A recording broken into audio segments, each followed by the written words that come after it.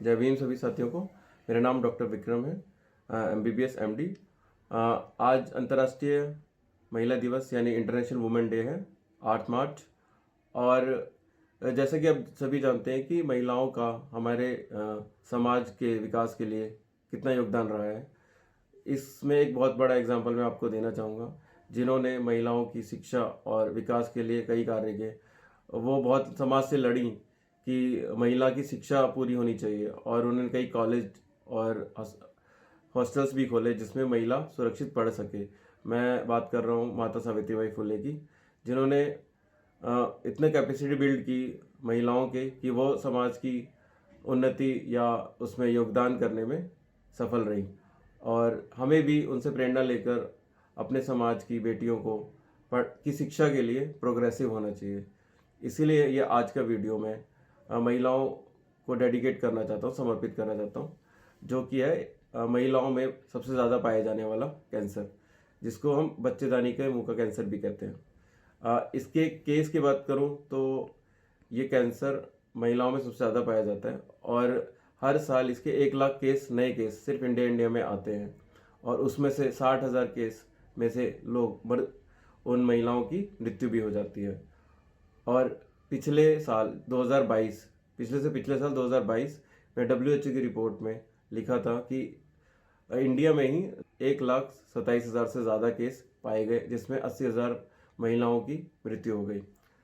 But इसमें एक महत्वपूर्ण बात आपको नोट करनी है, क्योंकि ये एक कैंसर एक प्रिवेंटिबल कैंसर है। इसको हम समय से पहले इसके लक्षण को पहचान के या इनके कॉजेज़ को पहचान कर इसको रोक सकते हैं। तो ये कैंसर HPV वायरस, जो कि ह्यूमन पेपिलोमा वायरस की वजह से होता है, और ये वायरस को 10 से 15 साल लगते हैं उस गांठ को एक कैंसर रूपी गांठ में बदलने में। तो हमें क्या करना है, हमें उन रिस्क फैक्टरों का पता लगाना है कि जो महिलाओं के लिए खतरनाक हैं। उन रिस्क फैक्टर का पता लगाना है कि जिन महिलाओं में ये केस ज़्यादा पाया जा सकता है, ये कैंसर ज़्यादा पाया जा सकता है। तो उस कड़ी में सबसे पहला है, जो महिलाएं कम उम्र में यौन संबंध स्थापित कर लेती हैं, उनमें ये ज़्यादा पाया जा सकता है। दूसरा रिस्क फैक्टर है कि एक से ज़्यादा पुरुषों के साथ जिसने यौन संबंध स्थापित किया हो, उसमें ज़्यादा पाया जाता है। अगला है इसमें इम्यूनिटी। आपको पता होगा कि HIV, एड्स जैसे बीमारियों में महिलाओं की इम्यूनिटी या किसी भी व्यक्ति की इम्यूनिटी बहुत कम हो जाती है। तो उसमें भी उस केसेस में भी ये कैंसर बहुत ज़्यादा पाया जाता है। अगला है हाइजीन, जो कि महिलाएं नीचे की सफाई नहीं रखती हैं ज़्यादा, तो उसमें भी ये केस पाए जाते हैं, ये कैंसर पाया जा सकता है। और अगला है प्रेगनेंसी। जो महिलाएं 7 से 8 बार प्रेग्नेंट हुई हैं अपने जीवन काल में, उनमें भी ये ज़्यादा पाया जा सकता है। और स्मोकिंग, तंबाकू और इन सब का सेवन करना, अगर ये महिला एक अत्यधिक ज़्यादा सेवन करती है तो इसमें भी इसका रिस्क फैक्टर है कि इन महिलाओं में ये कैंसर ज़्यादा पाया जा सकता है। तो इसमें हमें बस ये बात याद रखनी है कि जो भी ये रिस्क फैक्टर किसी महिला में पाए जाते हैं, तो उसे अस्पताल में जाकर गायनी OPD में एक छोटा सा स्क्रीनिंग टेस्ट करा लेना चाहिए, जो 5 से 7 मिनट में हो जाता है। उसका नाम पैप्समेयर है। ये सरकारी अस्पताल में फ्री ऑफ कॉस्ट होता है, और वहाँ जाके उसकी रिपोर्ट आपको 1 से 2 हफ्ते में मिल सकती है। उस टेस्ट की रिपोर्ट में या पॉजिटिव हो सकता है या नेगेटिव हो सकता है।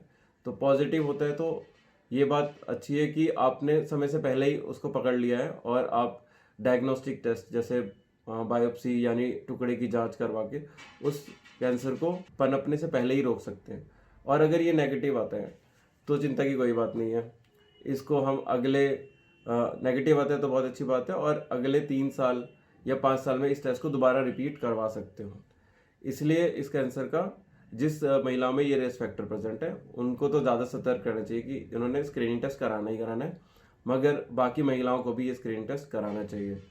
और इसी कड़ी में मैं आपको बताना चाहूँगा कि अगर ये रिस्क फैक्टर किसी महिला में प्रेजेंट होते हैं या होते हैं, तो इसको वही रोकथाम करनी चाहिए, इसका प्रिवेंशन करना चाहिए कि स्मोकिंग नहीं करना चाहिए, कम उम्र में यौन संबंध स्थापित नहीं करना चाहिए।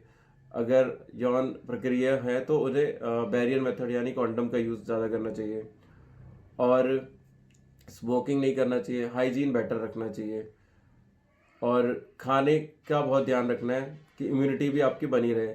और न्यूट्रिशन आपको पूरा लेना है। इसके बाद मैं आपको इनके लक्षणों का कुछ बताना चाहता हूँ। इसमें पहला लक्षण है इरेगुलर मेंस्ट्रुअल ब्लीडिंग, जिसे असामान्य रक्तस्राव भी कहते हैं। एक तो रेगुलर महीनों में आता है ब्लड, वो ब्लीडिंग अलग होती है, मगर ये असामान्य है तो इसको हमें सतर्क रहना चाहिए कि हमें असामान्य रक्तस्राव हो रहा है। दूसरा लक्षण है इसमें इंटरमेंस्ट्रुअल ब्लीडिंग का। इसमें महीने के बीच में ही आपको ब्लीडिंग होने लगती है, तो किसी महिला को ऐसा लगता है तो उसे सतर्क हो जाना चाहिए। तीसरा लक्षण है इसका गंदे पानी का, नीचे के रास्ते से गंदे पानी का आना। तो और आखिरी लक्षण है यौन संबंध बनाने के बाद अगर किसी को दर्द या ब्लीडिंग होती है तो भी ये 4 लक्षण बहुत ही महत्वपूर्ण हैं, और जिसमें किसी महिला में अगर ये पाए जाते हैं तो उन्हें पास के अस्पताल में जांच के लिए जाना चाहिए, और उस अस्पताल में उसे पूरी अपनी जांच करानी चाहिए। जैसे कि डॉक्टर एडवाइस करेगा बायोप्सी या पेप्समियर, उसको उस तरफ से काम करना चाहिए। और इसी कड़ी में मैं ये कहना चाहता हूँ कि आखिर में जो स्टेज है, जो कैंसर की स्टेज जैसे बढ़ेगी तो उसका इलाज भी वैसे बढ़ेगा। तो जैसे ही टेस्ट की रिपोर्ट आती है बायोप्सी की या टुकड़े की जांच की, तो कुछ स्टेजों में होता है, आपको सभी को पता है कि कैंसर स्टेजेस में डिवाइड होता है। तो पहला अगर स्टेज है तो इसका मतलब ये है कि ये जो कैंसर है बच्चेदानी तक ही सीमित है, और इसमें इलाज भी उस तरीके से होगा। इस इलाज में सर्जरी करते हैं, ऑपरेशन जो कहते हैं, इसमें हम बच्चेदानी निकाल देते हैं। ये ऑपरेशन बड़ा होता है, मगर 15 से 20 दिन में ही महिला ठीक हो जाती है। इसके चांसेस ठीक होने के ज़्यादा हैं ऑपरेशन के बाद, सक्सेसफुल होने के बाद। अगला कड़ी है स्टेज 2 और 3। अगर ये कैंसर बच्चेदानी के आसपास के अंगों में फैल जाता है तो आप रेडियोथेरेपी करवा सकते हैं, जैसे एक्सरे और इसके साथ आप कीमो भी करवा सकते हैं। अगर ज़्यादा एग्रेसिव फैल गया है कैंसर तो उसमें ड्रग्स से हम दवाइयों से इसको ठीक कर सकते हैं। इसमें भी 60 से 70% सक्सेसफुल रिजल्ट है अगर इसको समय पर हमने दवाई लेना शुरू कर दिया तो।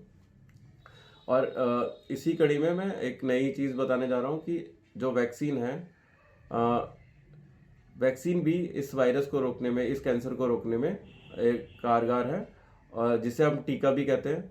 और ये वैक्सीन 45 साल की उम्र तक की महिलाएं लगवा सकती हैं, लेकिन जो महिलाएं जो बेटियां 9 से 14 साल की हैं उन पर यह वैक्सीन का इफेक्ट बहुत अच्छा होता है, जिन्होंने यौन संबंध स्थापित ना किया हो। और आखिर में यही चाहूँगा कि ये प्राइवेट अस्पताल में मिलता है, जो मतलब अफोर्ड कर सकता है इसको लगवाएं।